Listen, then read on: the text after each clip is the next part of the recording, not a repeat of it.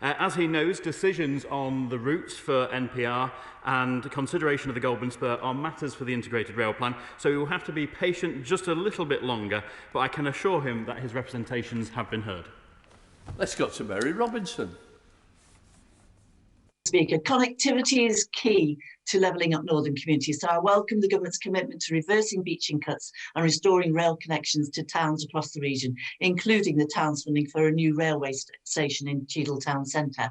And delivering that connectivity is about timetabling and joined up services, as well as the rail infrastructure itself. What is the Minister doing to work with Transport for Greater Manchester and other stakeholders to ensure that an integrated service is delivered and provide the regular connections that Cheadle and other communities in the region need? Well, through the Manchester Recovery Task Force, of which Transport for Greater Manchester is a member, we are working with organisations across the rail industry to develop service and infrastructure options that will address the congestion and reliability issues across Greater Manchester and hopefully improve the experience of all rail passengers across the region.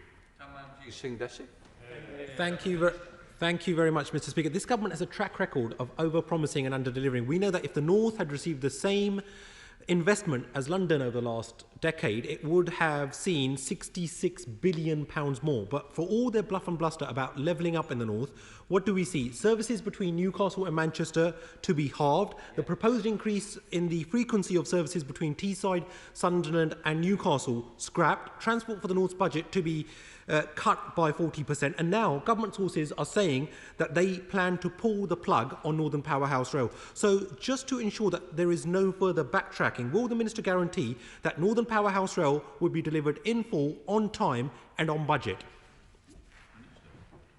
Thank you, Mr. Speaker. Well, of course, the honourable gentleman tempts me to prejudge the Integrated Rail Plan, which I will not do because no decisions have been taken yet. However, I'm happy to confirm, Mr. Speaker, that we are getting on with investing in Transport for the North. We are not waiting for the Integrated Rail Plan to be delivered. On top of the billions of pounds that we have already invested in transport across the North, just on the 26th of May, Mr. Speaker, we announced two new stations outside Leeds at White Rose and Thorpe Park. We announced an additional £317 million for the Trans-Pennine route upgrade. Of course, over 60% of the region is now covered with metro mayors, with historic devolution settlements. Mr. Speaker, we are getting on with investing in the north of England. 11, please, Mr. Speaker.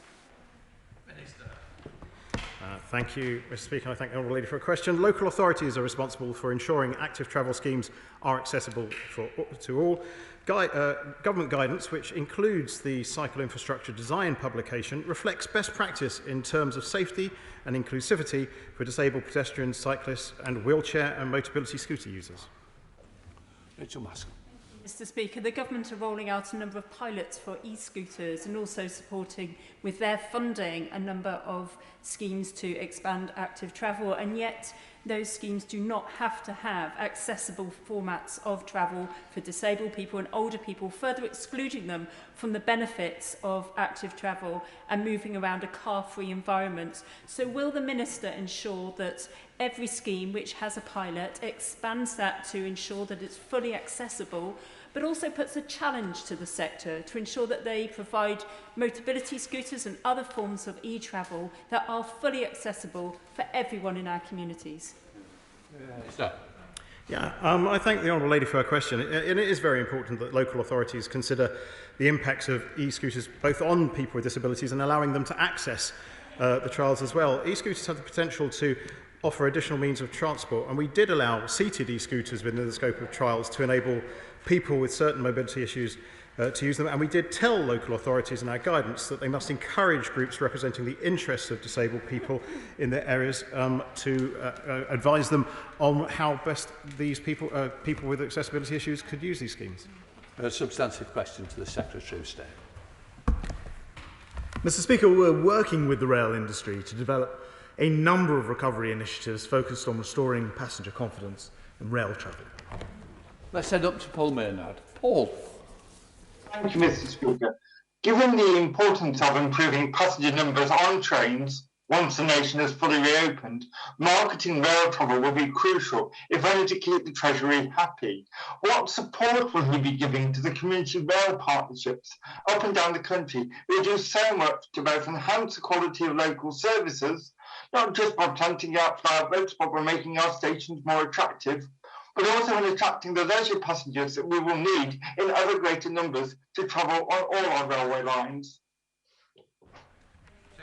Mr. Speaker, if I may say to my honourable friend, as a distinguished former rail minister, he'll be pleased to hear that the community rail is very much at the heart of the recent white paper on rail reform, and so he can expect to see our commitment to rail community partnerships grow in the years to come, I hope fulfilling his set out ambitions during his time as rail minister. We have a substantive question to Minister McLean. Thank you, Mr. Speaker, and with your permission, I'd like to answer this question along with question number 14.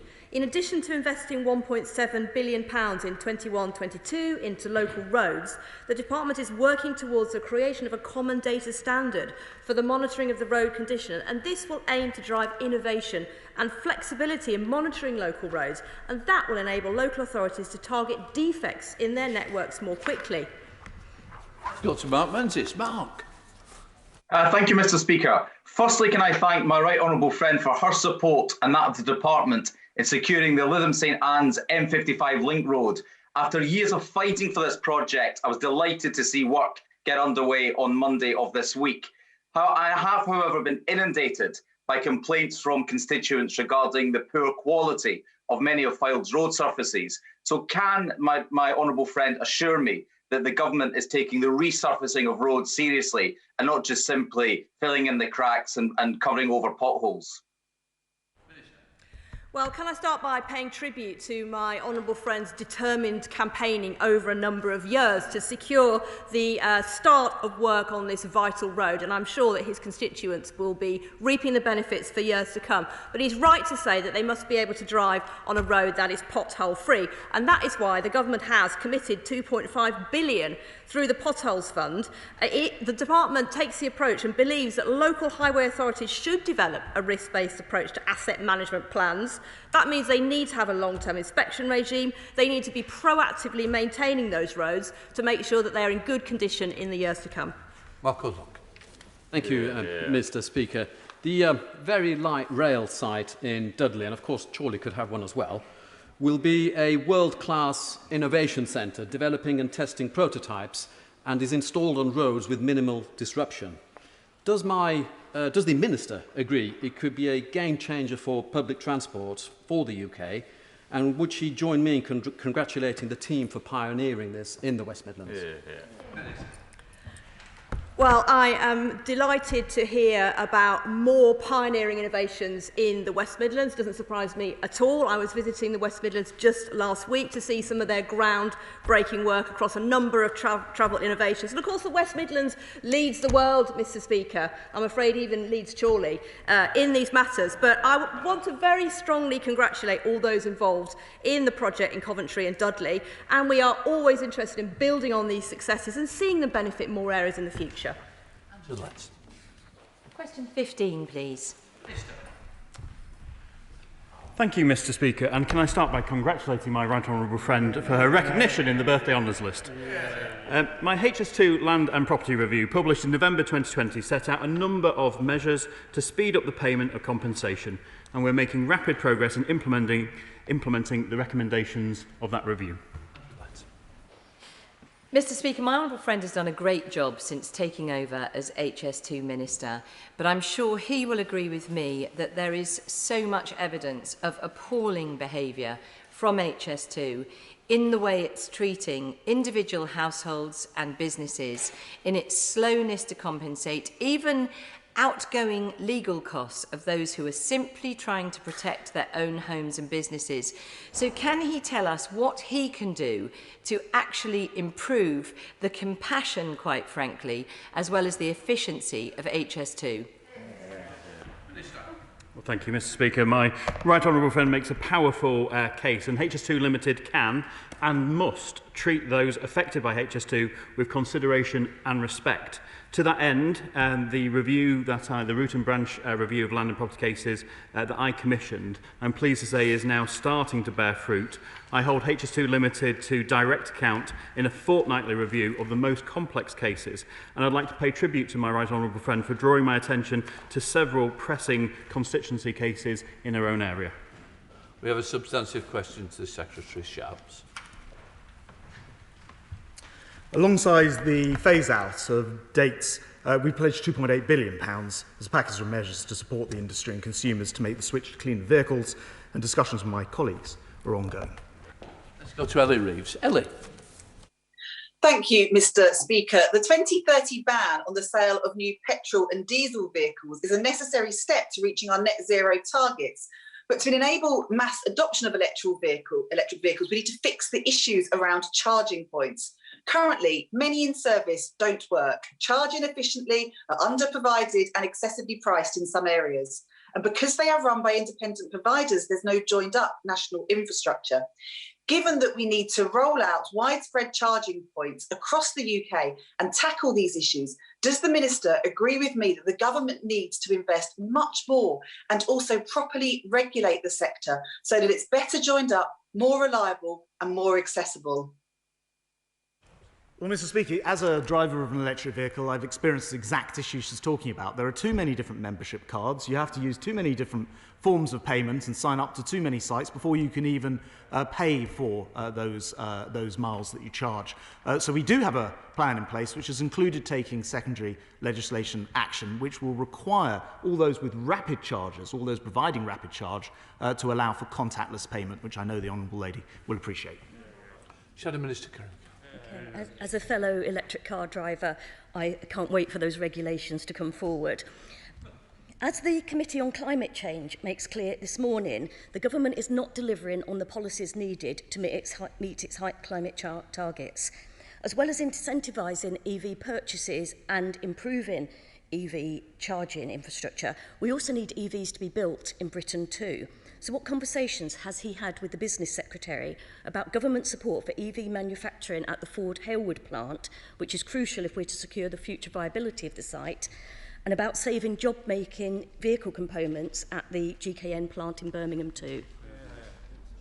Well, Mr. Speaker, the Honourable Lady will know that the government's pledged £500 million towards creating factories to produce the batteries, which is a very important part of the development of electric cars. I also quite often hear people say that we're somehow falling behind. In fact, we had the second highest sale of electric vehicles in Europe in the first quarter of this year. 1 in 7 cars now sold have plug-in. I can't comment directly on the discussions that my right honourable friend, the Business Secretary, has had about those specific plants, but I can tell you the discussions are ongoing in order to achieve the infrastructure delivery in this country, including the manufacturing base, which will continue to ensure that we lead Europe when it comes to electric car provision.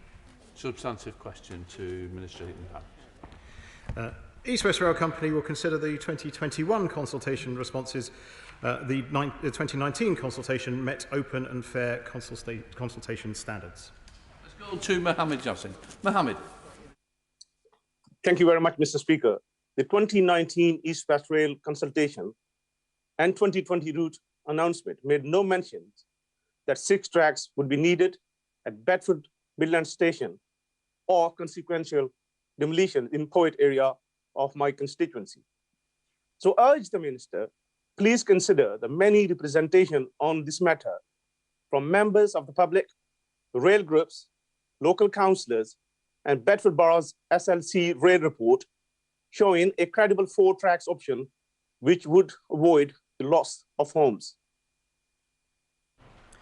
I can assure the honourable gentleman that this is actually a non-statutory consultation. It's a consultation where we really do want to listen to the opinions of people affected up and down or across the route of East West Rail, and will most certainly take into account his representations here today. Richard Foley. Thank you, Mr. Speaker. Many of my constituents are appalled at the environmental damage that the East West Rail route will cause across Bedfordshire, and baffled why this 21st century project will use a 19th century fuel. So will my right honourable friend or my honourable friend please look again at the environmental considerations that East West Rail has undertaken and bring them up to scratch? Minister. Can I thank my honourable friend for the pragmatic and dedicated campaign that he's running on behalf of his constituents and others about this issue. I know my honourable friend has encouraged his constituents to have their say in the recent consultation. I would thank him for that too. We are committed to decarbonising our railways, and East West Rail will continue to assess the potential environmental effects as part of the route alignment development work. An environmental impact assessment will be undertaken and an environmental statement submitted when the development consent order application is made to the Planning Inspectorate. We now have a substantive question to Minister McLean.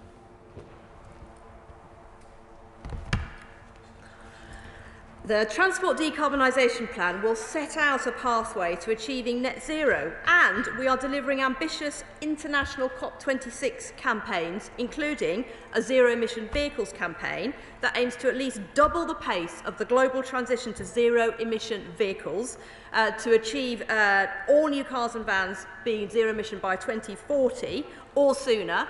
An aviation campaign that will galvanise industry, state and civil society support for international action to reduce the climate impacts of aviation, and a maritime campaign where we will deliver important cross-sectoral opportunities for significant emissions reductions nationally and internationally.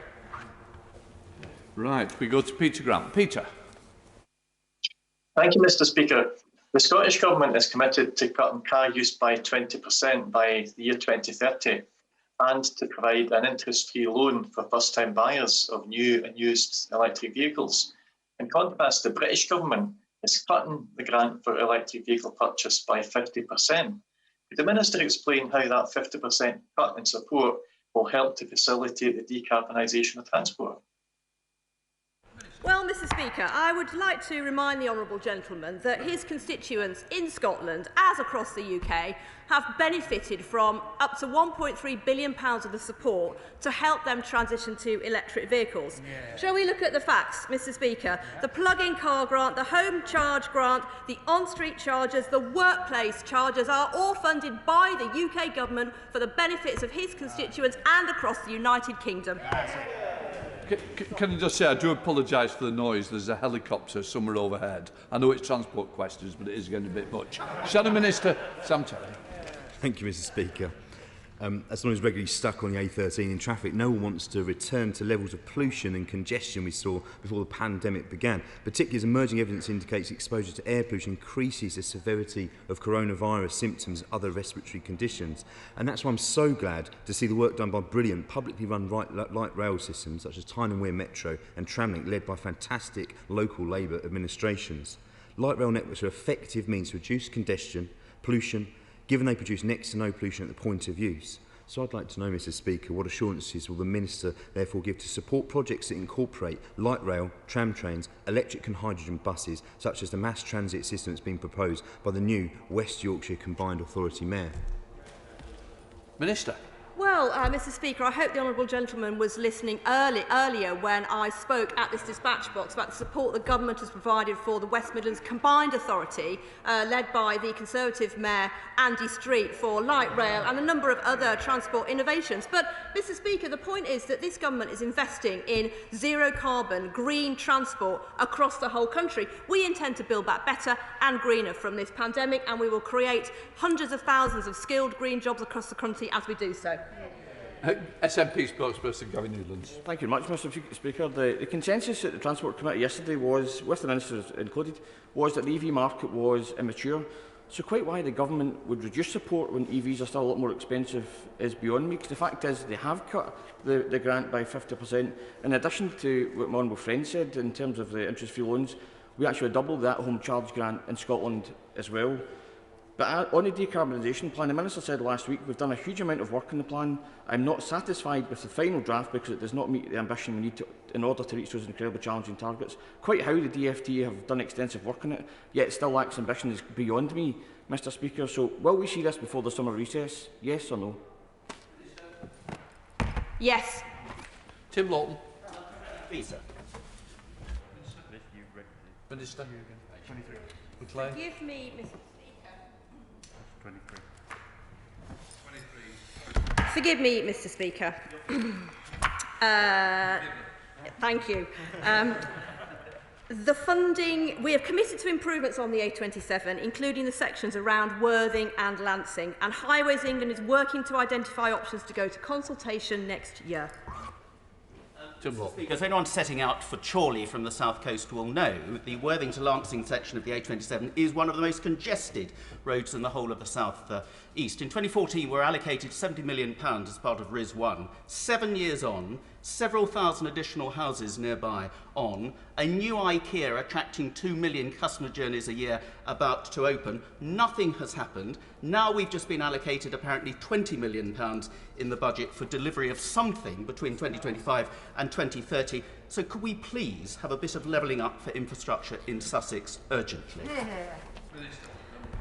I thank my honourable friend for raising this vital issue. It is, of course, right and critically important to get the right solution for the right place. Highways England is actively working on this project and particularly working very closely with stakeholders because this is a very sensitive area. And I therefore hope my honourable friend will welcome that Highways England is engaging and working very closely with stakeholders on detailed options for the A27, and there will be a consultation on all of these next year. A substantive question to Minister Courts. Thank you, Mr. Speaker. The Department fully expects Eurostar will continue to be a highly successful, profitable company carrying record passengers once international travel recovers. Let's go to Jeff Smith. Jeff. Thank you, Mr. Speaker. But the Minister knows there's been a real threat to Eurostar's survival, and British business leaders and the Transport Select Committee Chair all called for our government to be part of the solution. Eurostar isn't just a vital service, but contributes to our net zero agenda. So when we're in a climate crisis, as well as a COVID crisis, does the Minister think it's right that the government should be giving billions in loans and guarantees to air travel, risk Eurostar going under? Minister. Thank you, Mr. Speaker. Well, the government welcomes the recent announcements from the company, its shareholders and lenders regarding a new financing package. We will continue to engage with Eurostar to fully understand the company's position, but we would expect shareholders, including the majority shareholder SNCF, the French state-owned railway, to fully exhaust all options and to play their full part. We have a substantive question to Minister Stevenson. Thank you, Mr. Speaker. It is for local authorities in the area to promote any further improvements to local connectivity across the River Tyne. Let's go to Chiomara. Well, I would like to thank the Minister for that response, but it isn't really one, is it? I mean, as well as being a great icon of North East people, culture and engineering, the Tyne Bridge is an essential part of our transport infrastructure, and it's in a dire state. Now, honourable members from across the region, together with the local authority leaders, the North of Tyne Mayor and the Police and Crime Commissioner have all written to the Community Secretary and the Transport Secretary in support of an £18.5 million bid to the Levelling Up Fund. So does the Minister agree that the Tyne Bridge must be levelled up to a fit state to celebrate its 100th birthday in 2028 as a beautiful and functional symbol of the North? Well, I thank the honourable lady for her question. I am aware of the bid that has gone in as part of the Levelling Up Fund. Obviously, the Department of Transport and the Ministry for Housing, Communities and Local Government will assess the bid submitted to that fund, and we expect to announce the outcome of the competition in the autumn. But the Department of Transport is also aware of a proposal for the bridge, including the bid for £36 million from the Major Road Network funding developed by Transport for the North on behalf of North East partners. So DFT officials continue to work with Newcastle City Council on the business case for that proposal. Jameson. Question 27, please, Mr. Speaker. Well, Mr. Speaker, I'm pleased to say that flexible season tickets went on sale on Monday, and they will be available for use from next Monday. Mr. Speaker, back in 2018, South Western Railway undertook to conduct a review to ensure that we've got earlier and later trains on the network. With many of my constituents working in the care sector, often in antisocial hours, and dependent on public transport, will my right honourable friend agree to work with me and SWR to make the change? Thank you. Well, my right honourable friend's absolutely right to raise this issue of flexibility with train travel, particularly as we return post-COVID, which is why the flexible season tickets are very important. And I'd be delighted to arrange for him to meet up with the Rail Minister in order to discuss the specific issue which concerns him on SWR. Mark Fletcher. 28, please, Mr. Speaker. Thank you, Mr. Speaker. Through schemes such as the Restoring Your Railways Fund and the National Bus Strategy, we are determined to ensure that rural areas have the transport links that they need to grow and prosper. Thank the Minister for that answer. And next month I will be launching a bus survey across the Bolsover constituency, because many of my villagers, particularly the rural villagers, have either lost services or are completely isolated, like Hillcott. Can the Minister commit to coming and meeting with some of the residents that have been sort of most eloquent in their arguments around what this loss of services has done to their communities? Excellent. Well, I'm sure my honourable friend's survey outputs will assist his local authority in the development of the bus service improvement plan over the coming months and help ensure that we bus back better from COVID-19.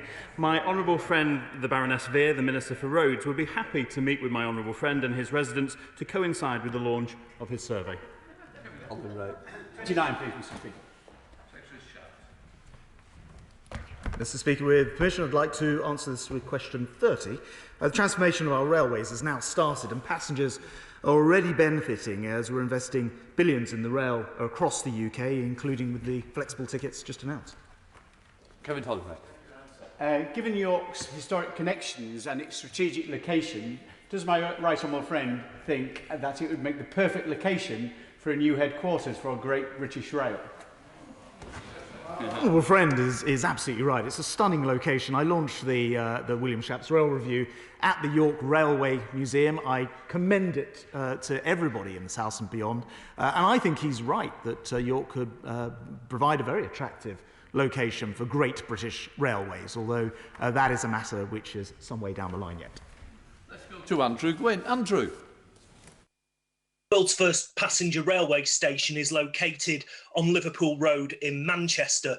And as the Secretary of State knows, Greater Manchester has an objective to integrate rail stations and commuter rail services into a single joined-up public transport network alongside bus, Metrolink, walking and cycling. The best way to do that is to devolve the necessary funding and powers for rail. So can the Secretary of State reassure me that Great British Railways, in partnership with places like Greater Manchester, will not shut down the route to securing this? Yesterday, I was at what will become Great Britain's biggest ever railway built in one go. That's at Old Oak Common. So it's fantastic to hear about the railway station that he talks about in his constituency, the first ever railway station. I think it's now a museum, if I'm correct. But I know that he has read and studied the William Shapps Rail Reform and will have taken particular note of page 41, which contains information about that devolution plan, which I don't think will disappoint him when it comes to bringing together those services, a matter that I was speaking to the Manchester Mayor, Greater Manchester Mayor about just this week. Matthew Pettigrew. 31, Mr. Speaker.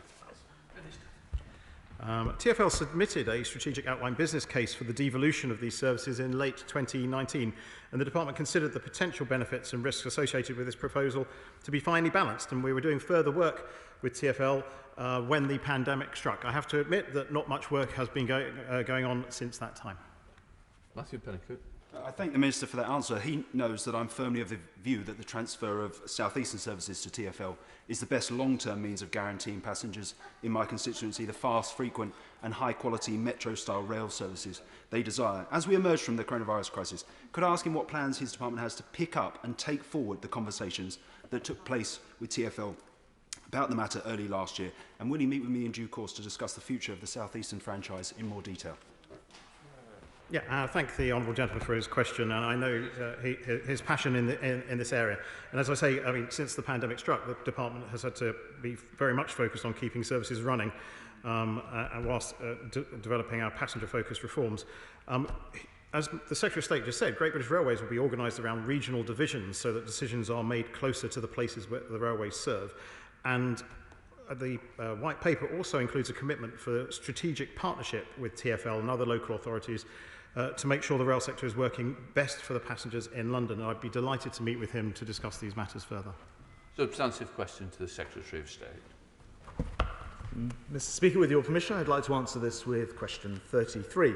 Staff safety is a priority, which is evidenced by the very significant investment that's been made.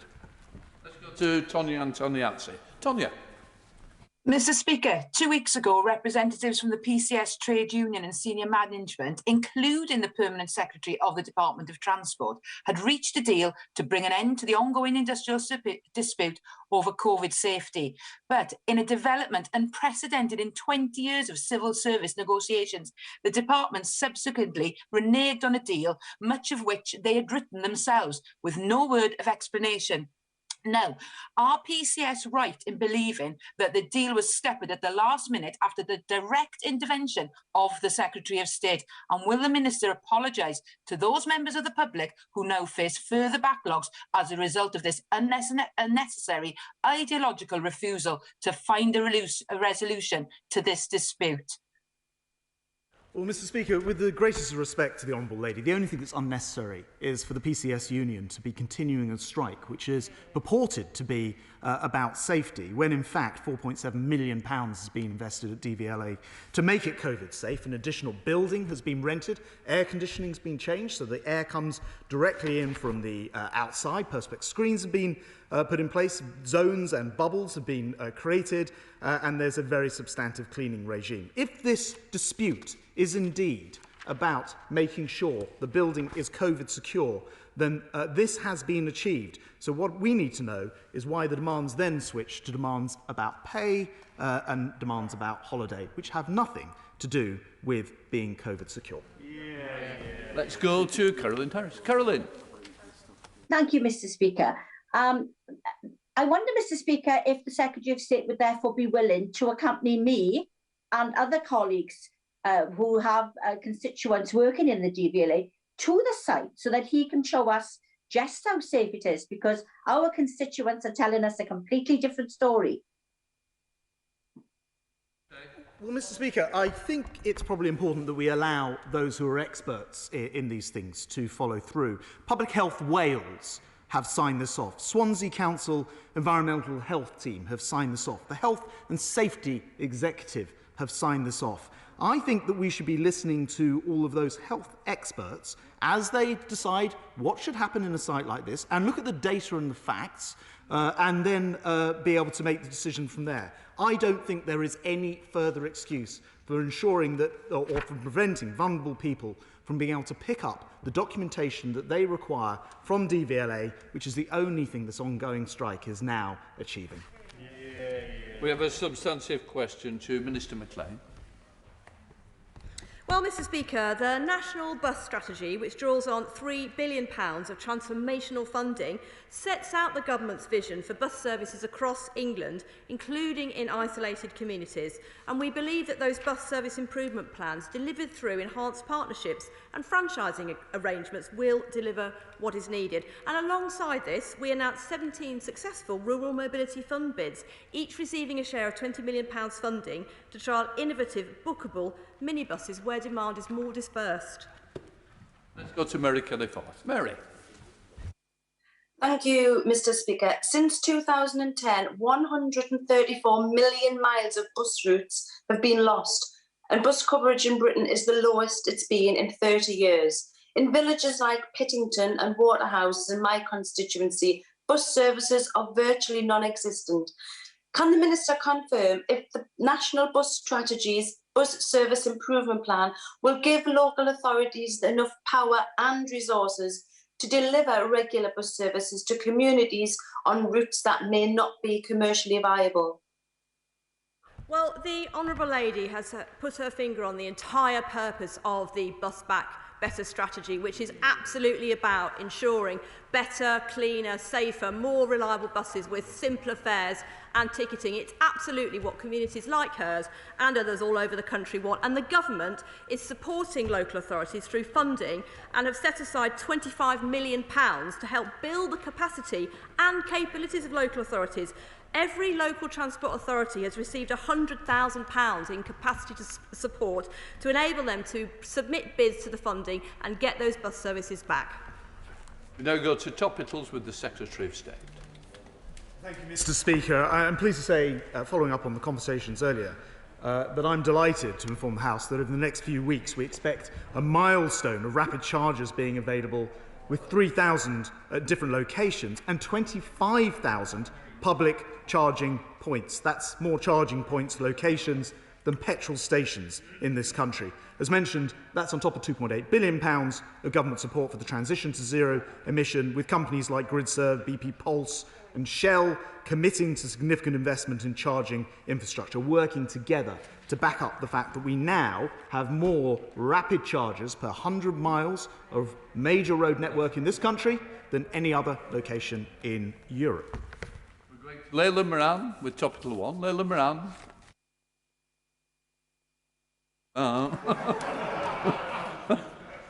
There we are, Leila.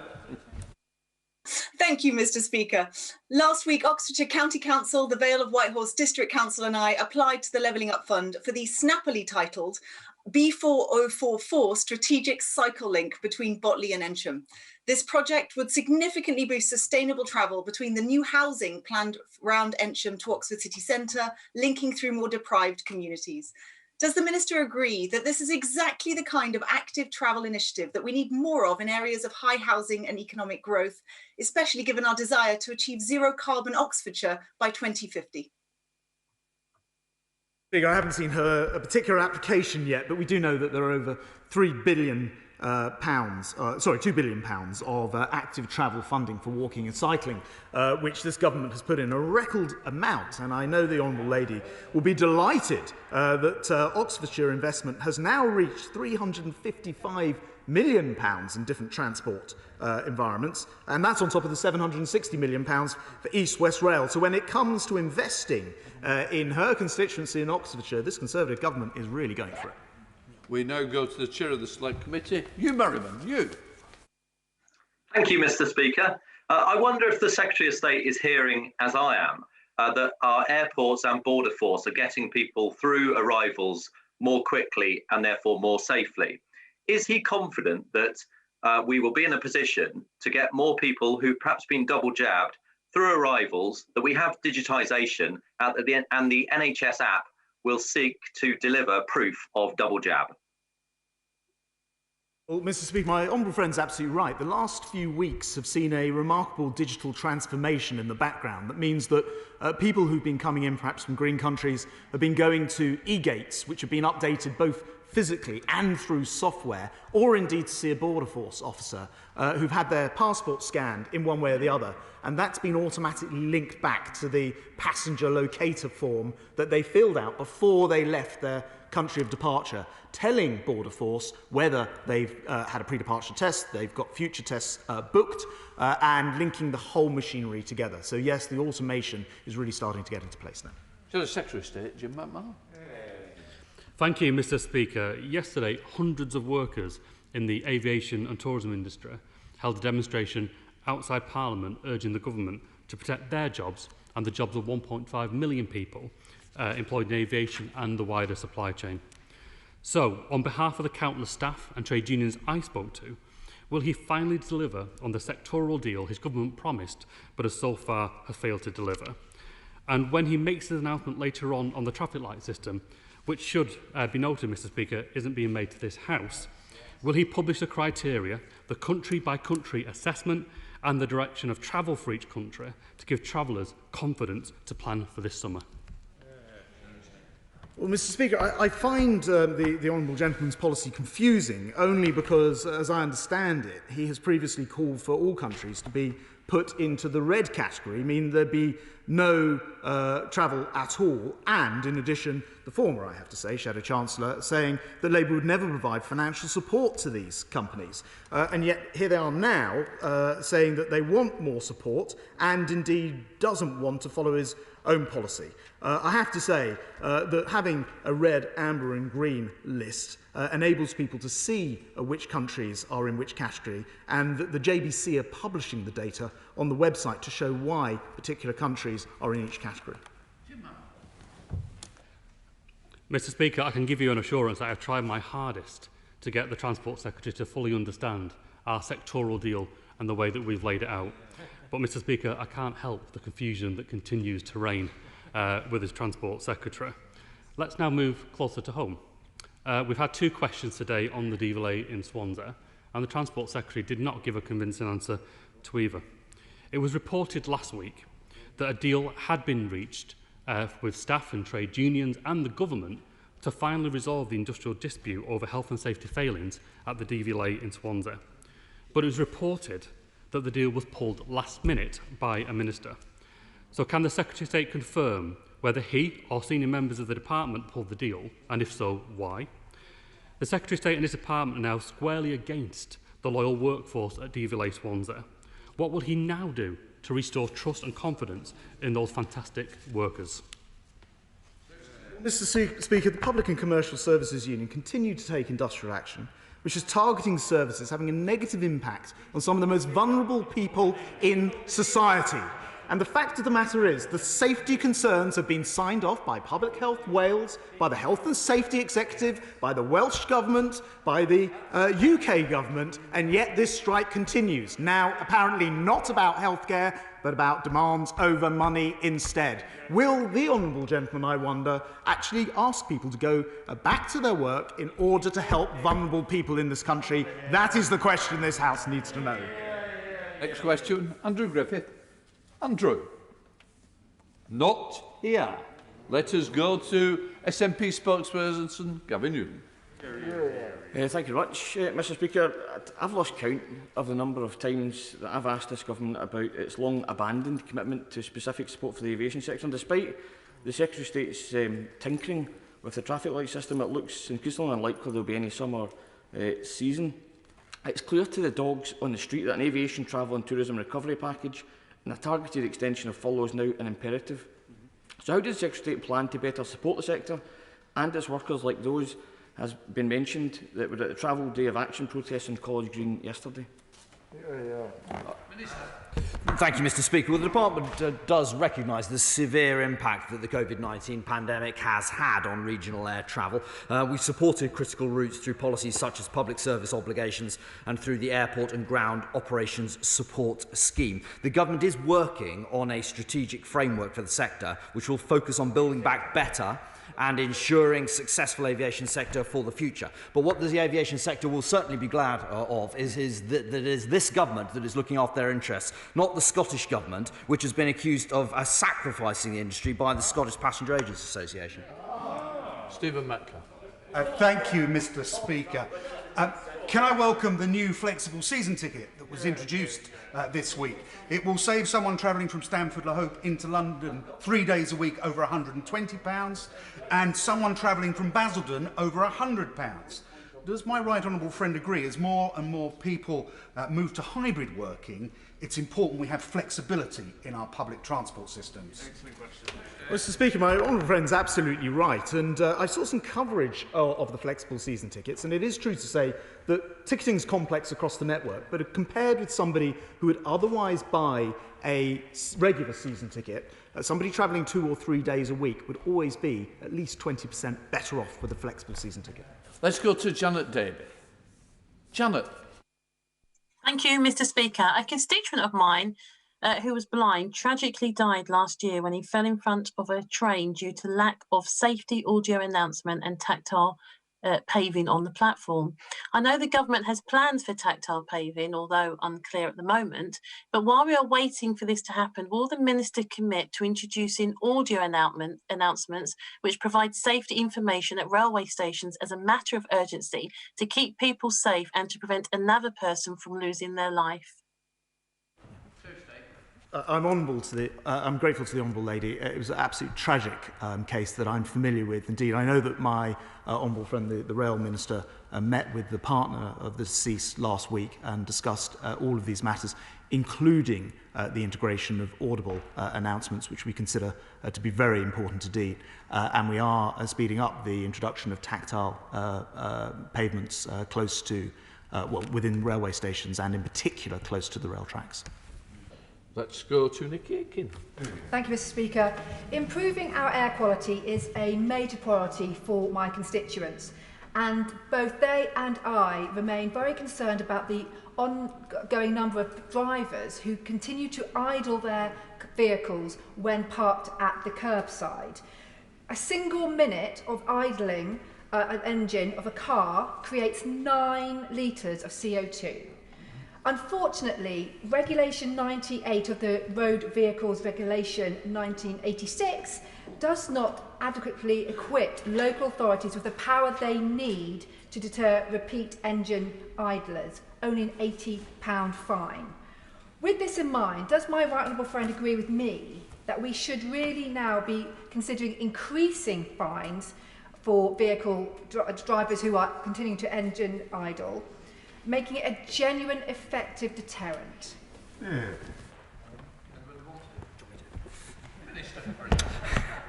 Thank you, Mr. Speaker. Well, I know my honourable friend's a passionate campaigner on this issue, and I completely agree that it's vital that we take action. Ultimately, Mr. Speaker, it will be better technology, such as stop-start and zero-emission vehicles, which will solve this issue. The UK is a global leader in the development and the manufacture of electric vehicles, and we will continue to work to foster that position. Let's go to Jeff Smith. Jeff. Thank you, Mr. Speaker. Experts have warned that the carbon impact of the government's £27 billion road building programme could be around 100 times greater than the official government estimates. So why won't the government reassure us by committing to a comprehensive environmental impact assessment of the plans? Well, Mr. Speaker, I think in the same session we've managed to, the honourable gentleman, be firstly anti-air, now he's anti-road.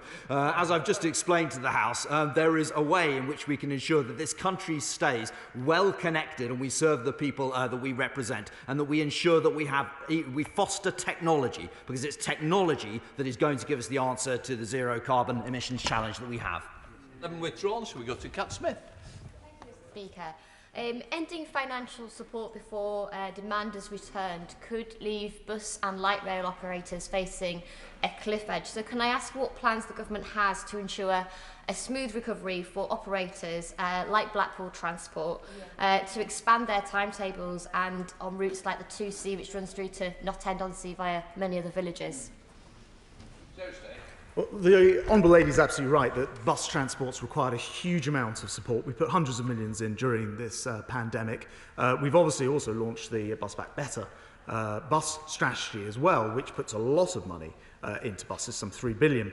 In the meantime, I will ensure that we return to this House to talk about further ways in which we can support our bus sector and ensure that those essential local links that she describes are maintained. Go to Craig Whittaker. Craig. Thank you, Mr. Speaker. The Calder Valley line is a major strategic passenger and freight line that was placed as the top priority in the 2015 Northern Sparks report, which highlights that the Calder Valley line is long overdue in playing its part in decarbonising the transport network. Can my right honourable friend update the House on when we can expect the publication of the government's transport decarbonisation plan? Mr. Speaker, yes, the transport decarbonisation plans are very central to our lead into COP26, and it's absolutely essential that we get this right, and indeed that it's ambitious enough to match the scale of the problem that we face. So my honourable friend won't need to wait long, and I think he'll be impressed by the ambition. Try again. Adam Chapit. Thank you, Mr. Speaker. I was recently contacted by the McKenna family in my constituency in regards to the availability of driving tests. Ross had to travel to Blackpool in order to sit his theory test, and he's unable to sit his practical test in a timely manner because there's a backlog of tests. This is an issue that's impacting many of my constituents, so will the department speak to the relevant agencies and look at giving additional funding in order to create more localised testing?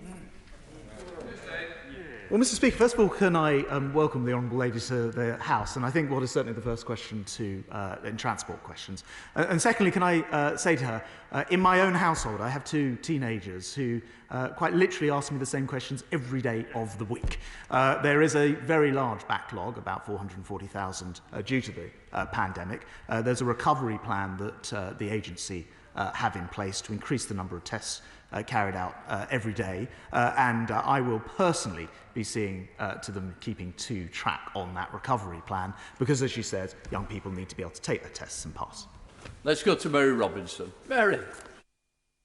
Thank you, Mr. Speaker. Lorry drivers like my constituent Stuart have kept this country going through the pandemic, but they face a threat of robbery and assault on a regular basis. He tells me there aren't enough facilities where drivers can take their legally required breaks, forcing many to park in laybys, and that even the facilities that exist can be inadequate and insecure. Could I ask the Minister to look at this issue and work with the industry to increase the number of secure truck stops for these drivers who are a critical part of our economy? Thank you, Mr. Speaker. Well, I join my honourable friend in paying tribute to the hauliers like Stuart who have quite literally kept this country moving over the course of the last 18 months. My department will continue work started last year to engage with stakeholders, including the freight associations, to encourage the development of more safe, secure and high-quality lorry parking. Nick Smith? Not here. Right, let us see if Sarah Bricklife's online. Sarah. Thank you, Mr. Speaker. Improving our railway stations and improving connectivity across East Lancashire is key to levelling up and making sure we spread opportunity, but we still have accessibility issues at some of our train stations, such as Oswald's Whistle. Can the Secretary of State outline whether there will be further support to improve this across areas such as mine in Hyndburn and Haslingden? Well, Mr. Speaker, all of the funding currently available to Access for All has been allocated to projects, including nearby Accrington Station, with works due to be completed by 2024 at the latest. When further funding is available, any station without an accessible route into the station and to all platforms will be a potential candidate. Right, let's go for the final question from Sir Greg Knight. Sir Greg. Thank you, Mr. Speaker. Ministers are aware that E10 fuel, due to be introduced from September this year, is not compatible with all motor vehicles, and that older vehicles in particular can suffer serious damage if they use it. What extra measures are the government intending to take, therefore, to ensure that motorists are fully aware of these dangers so they do not in error fill their vehicles with the wrong fuel? And can a minister also assure me that the information on the Government UK website on whether a vehicle can run on E10 fuel or not is completely up to date, comprehensive and correct? Well, Mr. Speaker, I can reassure that that website is indeed already up to date and will be accurate. It is the case of some older vehicles and historic vehicles, the kind of cars that I know he is very keen on, which don't take E10. It will be very clearly marked, and he'll be pleased to hear that E5 will continue to be available so that historic cars can continue on our roads. I'm now suspending the House for 3 minutes to enable necessary arrangements to be made for the next business. Order.